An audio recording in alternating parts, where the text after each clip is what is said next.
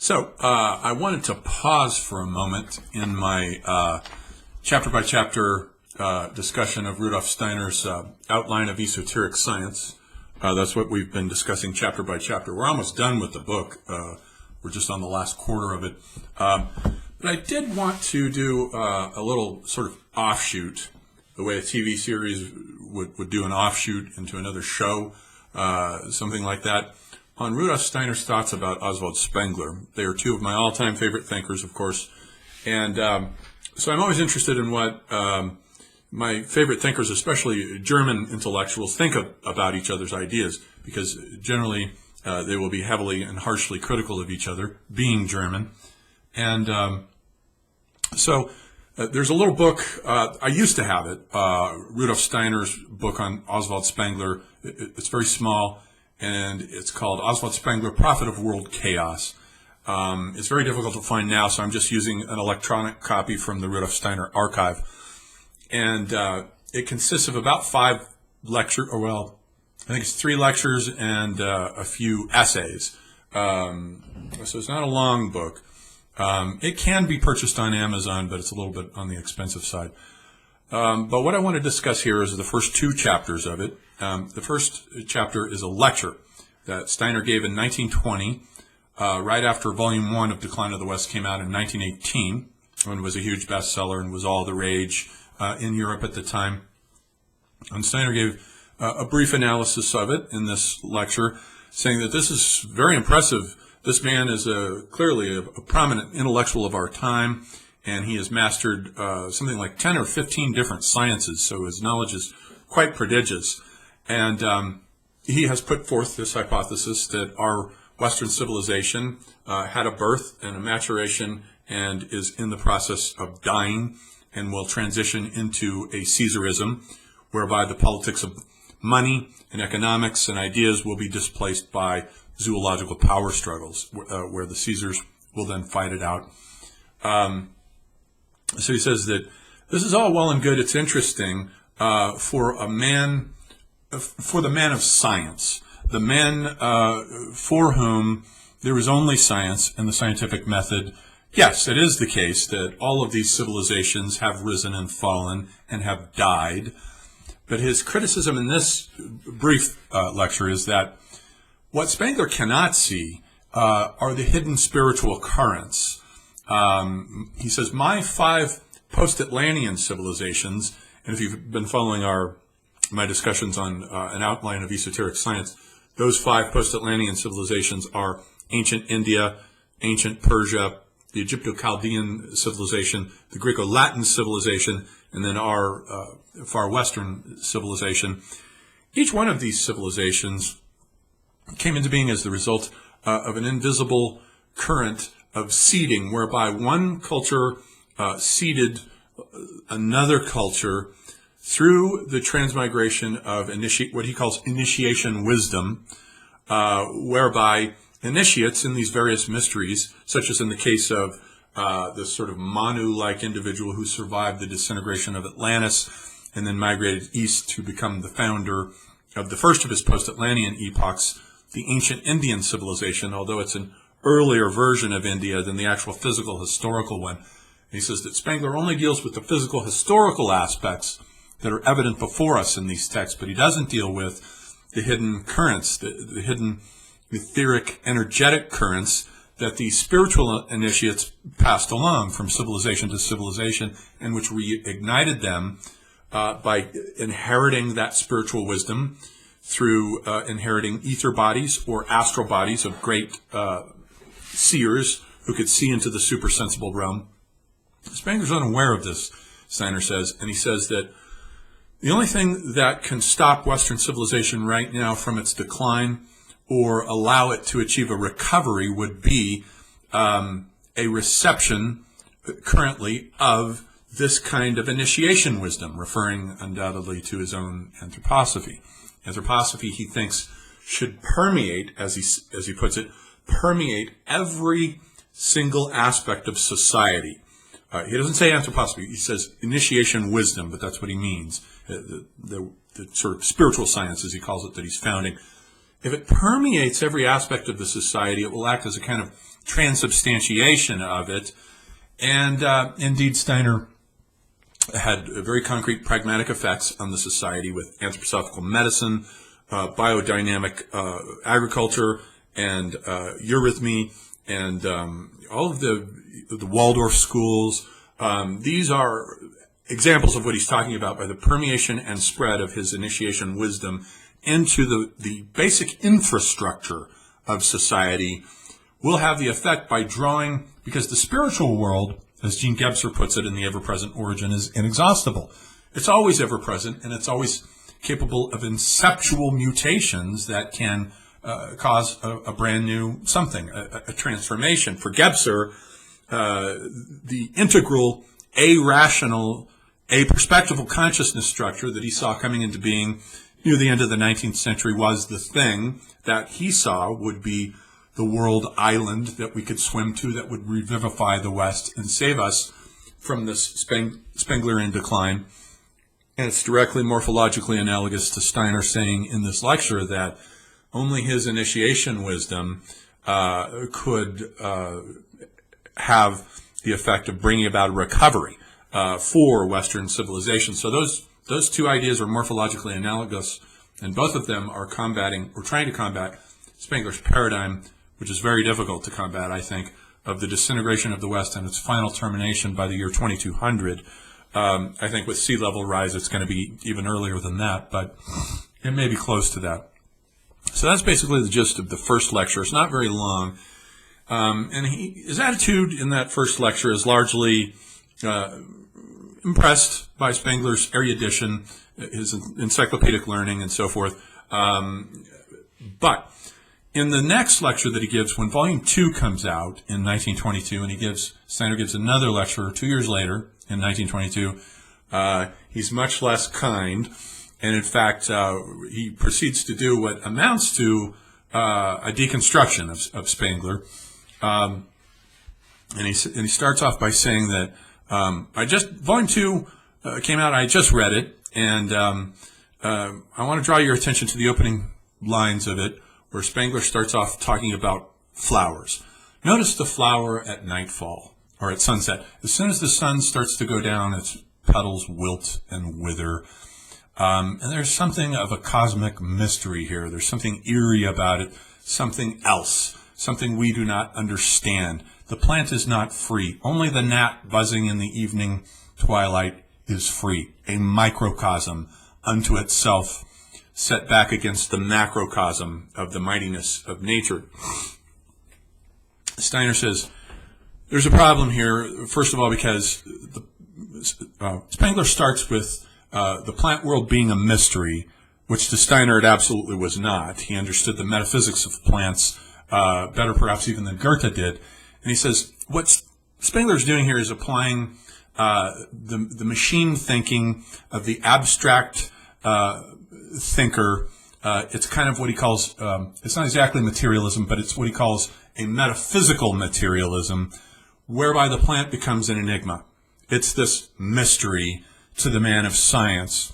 He says, flip all the way then, by contrast, to the end of the book, where the last chapter of Volume 2 is on the machine, where Spengler is talking about how these Gothic monks, right around the year 1300, with Roger Bacon and Vitello and Petrus Peregrinus, all brought into being, they were all fascinated with the properties of light and magnetism, and they're already starting to, as Lewis Mumford points out in Technics and Civilization, they invent the first clocks. These men brought the machine into being as a microcosm. The idea of a perpetual motion machine was being floated around, that the priest or the man of science, the man of the causality principle, he will say, as opposed to the man of the destiny idea. The man of science wants to create a miniature version of God's cosmos as a perpetual motion machine, just as God has created the cosmos as a kind of macrocosmic perpetual motion machine, and thereby have power over it. And has always been thought, these kinds of men have been thought by the popular imagination to be in league with the devil. Hence the Faust myth, the first Faust myths that start circulating around the year 1500 about this guy who had possession over the secrets of nature and must have made a deal with the devil. So there's something spooky and eerie about the machine that Spengler characterizes it at the end of this chapter, at the end of the book. And Steiner says, well, the problem here is there's nothing really spooky about the machine. It's not an eerie thing. Once again here, we've got a problem. His characterization in the beginning of the book of plants is too materialistic, and whereas his characterization of the machine at the end of the book is too mystical. There's nothing mystical about machines or machine thinking as far as Steiner is concerned. This is his criticism. So there's nothing mystical about machines, and plants are capable of being understood in a non-mystical way, except that you have to be able to see through them to their etheric bodies, which Spengler seems to know nothing about. So he starts with the plant, ends with the machine, and the machine, according to Steiner in this lecture, belongs in his chain of being at the lowest end. It corresponds to mineralogical thinking, the kind of thinking that he sees as having come into being with the advent of the consciousness soul during or right around the year 1400 to 1500, with Galileo and eventually Copernicus and Galileo and Newton. All these guys brought in the perfection of mineralogical thinking, which is what abstract machine thinking is. There's nothing living about it. There's nothing alive about it. It belongs in Steiner's chain of being at the mineralogical level. So it's an application of mineralogical thinking across the board.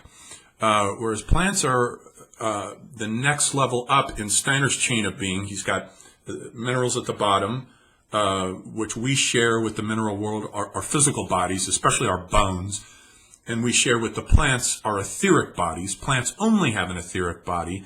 They're locked in a kind of state of perpetual dreamless sleep, a dreamless slumber, and they don't have astral bodies like animals do.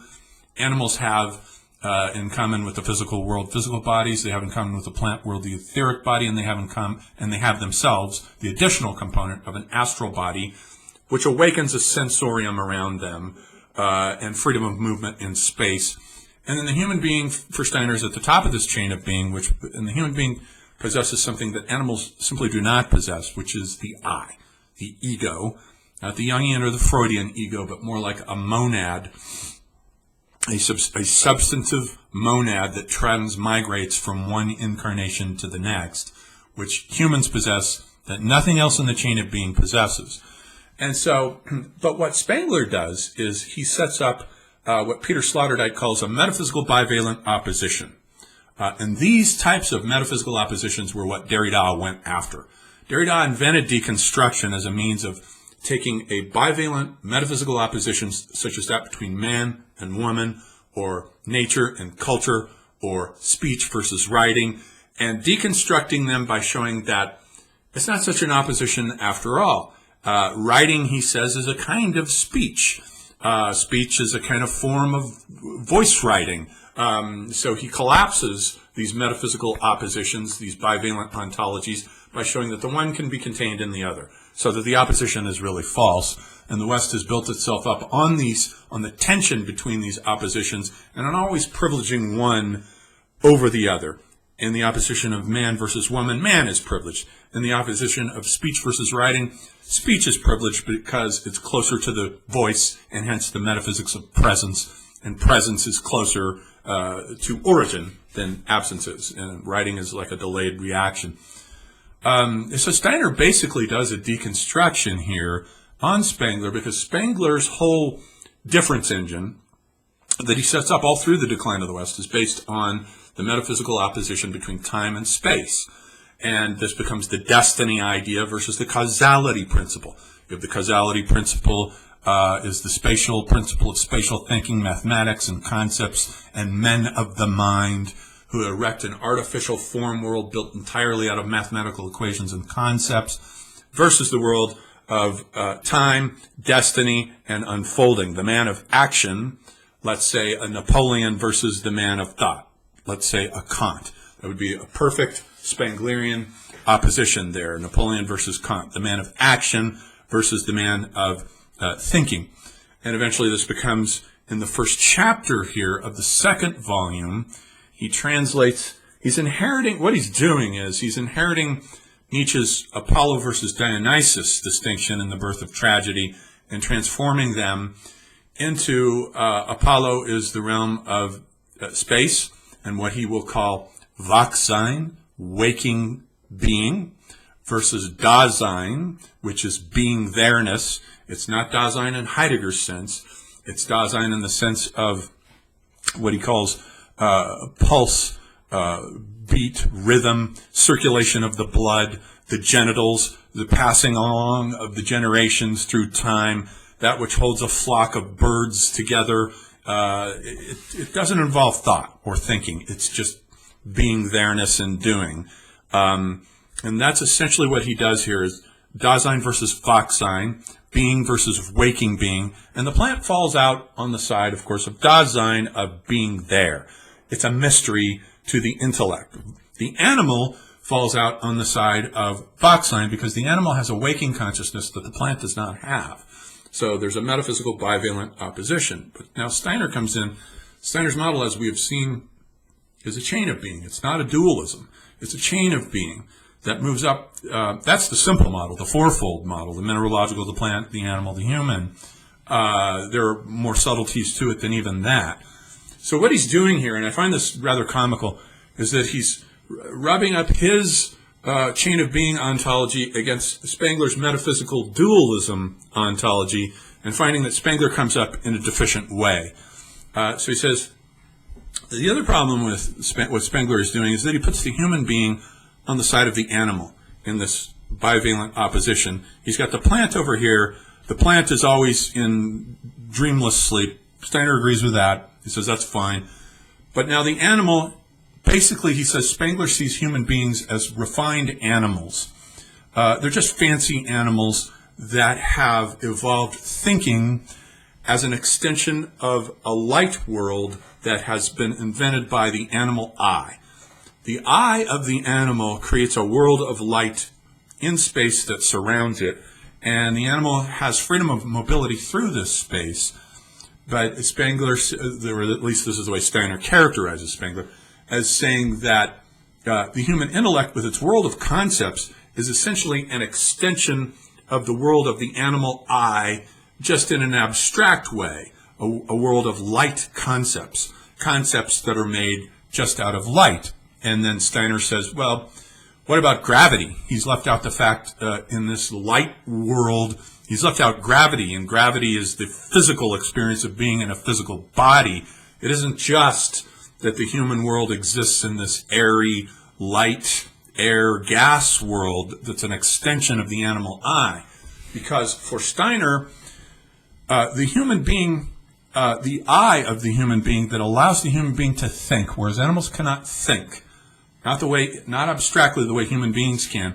That eye, that ego, is a substance unto itself that has come from another world, a metaphysical substance, like a Leibnizian monad, that has come into being already with the faculty of thinking. It hasn't inherited it from the animal eye and refined it so that the human being for Spengler is just a kind of fancy animal that has evolved a more abstract way of thinking. That's too dualistic to Steiner's taste. So Steiner is like, no, that won't do. That's not the human being is a totally different entity in and of himself. So then he attacks Spengler's opposition, and this is the funniest part, I think, of the lecture, between the man of blood who gets things done, the man of action, versus the man of contemplation, the theologian, the priest, the scientist, with his concept world.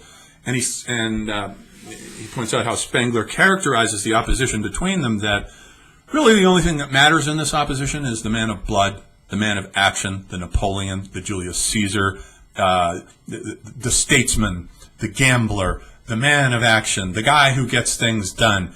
This is the guy who makes world history, who brings history into being and makes it happen. Thought means nothing to him. And Spengler gives the example between the conversation between Christ and Pontius Pilate, where Christ says, "My kingdom is not of this world. I come to bring the truth." And Pilate goes, "What is truth?" So Spengler characterizes the man of action as always having disdain for the scribbler, the man of intellect as superfluous, a sort of appendage that gets added on to culture that we could do without if we wanted to, but it's always the man of action. It's a little bit like, you could trace it all the way back to the Paleolithic with the hunter, the guy who goes out and kills the mammoth, and the shaman, the guy who goes into the astral plane. The problem is, and I think Steiner has a point here, those societies could not have existed without their shamans, without the relation to the other side, the astral plane, and healing people and finding out how and why they're sick involves astral and etheric forces and relating to them. Those societies would have been doomed without the prototype for the man of contemplation, which is the shaman, of course. So Steiner says it's just not that simple. There are plenty of men of action who also were thinkers, who also were soothsayers even. You can think he himself, and he makes fun of Spengler, and he goes, now, this is coming from a book scribbler like Spengler. Spengler himself is a scribbler who is privileging the man of action over the man of contemplation and deriding and making fun of the man of contemplation. Spengler says that the history of Western thought could afford to omit Napoleon, but when Archimedes was confronted with the soldier who killed him, had a greater effect on history than any of the inventions of Archimedes. That's debatable. And then Steiner says, well, if a brick had fallen on Archimedes' head, then the brick would have had more effect on world history than Archimedes even. I mean, Spengler's logic here just doesn't work. And so Steiner makes fun of him and says that the man of action, Spengler himself is a scribbler, and he doesn't say this, but you have to stop for a second and realize Steiner was a man of both. Steiner himself was a man of high theoretical German intellect and mysticism, but he was also a man of action who had concrete effects on the physical world. He invented Waldorf schools, which are still around to this day. People pay very large sums of money to send their kids to Waldorf schools because the education works. It's real and actual. Biodynamic farming was another concrete practical effect that Steiner had on the real world. Anthroposophical medicine. Maybe it's derided by the official world, but nonetheless, Steiner understood illnesses, and he understood all different kinds of ways that you could cure them. This was a man who had concrete effects on the world of actuality that Spengler never did. Spengler was just a scribbler, not a man who had effects on concrete actuality. I think he tried with his politics. I think he wanted to be, one of these guys like Plato, who was a man of contemplation, but it was, of course, it was a disaster for Plato once he was put in charge of a state, and it turned into a total disaster for him. So this, anyhow, is Steiner's deconstruction of Spengler by showing that Spengler's metaphysical bivalent opposition just doesn't hold water, because you can find the one and the other. There are plenty of men of action who also could do mathematics or write theory. There are plenty of examples, I'm sure, all through history, and plenty of men of contemplation. Emanuel Swedenborg was another guy, a mystic at the end of the 18th century, who was also a man of action. Swedenborg was a sailor. He was an inventor. He drew up the plans for the first glider. He had all kinds of effects on the physical world, kind of like Steiner. Swedenborg was very similar to Steiner in this respect. And so, in a certain sense, I don't side with either one of these guys because they're two of my all-time favorite thinkers. But I find it amusing. Steiner's points are mostly accurate. They're pretty correct here as far as they go. That Spengler favored the man of blood in a kind of kitschy, romanticized way that isn't fully convincing, versus the man of thought and contemplation. Without thought and contemplation, you don't have culture. History doesn't happen. Think of Muhammad in his cave, a man of contemplation in his cave. who's a merchant, who makes his living selling camels or what have you. In his cave, the angel Gabriel comes and speaks to him. Then he becomes a man of action, draws the sword and goes out and goes to war against the Arabic world in an attempt to unite it. He is both a man of contemplation who inaugurated a religion so powerful that it's still with us to this day.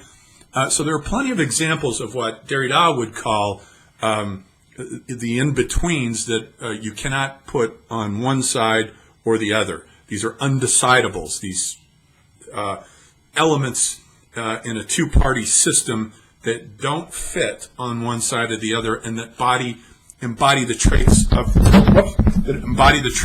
both of them together. And that's an undecidable. And I think what Steiner arrives at here at the end of his analysis of his deconstruction of Spengler is it's an undecidable. Steiner is himself an undecidable. And so we'll end there with part one of Steiner's deconstruction of Spengler.